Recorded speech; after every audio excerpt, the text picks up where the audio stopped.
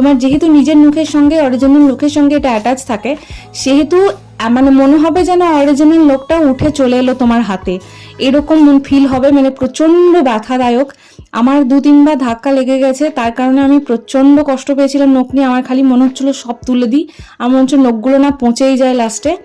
আর second হচ্ছে যে এগুলো আঠাগুলো কি আঠা দেয় জানি না, নখের উপর এমনভাবে বসে থাকে, নখটা উঠে চলে যায় কিন্তু এই আঠাগুলো কিছুতেই উঠতে চায় না, যেটা খুব বাজে লাগে দেখতে। মনে হয় যেন নখের উপর কেউ কিছু একটা ফেলে রেখে দিয়ে গেছে, বা নখটা ওরকম বাজে নোংরা হয়ে আছে, এরকম ফিল হয়।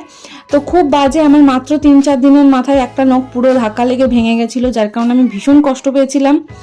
আর হচ্ছে পরপর এভাবে তোমার 1 সপ্তাহ 2 সপ্তাহের মধ্যে সমস্ত নখ উঠে যাবে, কিন্তু আঠাগুলো থেকে যাবে অনেক দিন পর্যন্ত, মিনিমাম 1 মাস পর্যন্ত থেকে যাবে। আর এর থেকে বেশি ডিসঅ্যাডভান্টেজ আর কি বলবো তোমাদেরকে, যে নখে ব্যথা পেলে কষ্ট হলে যে কি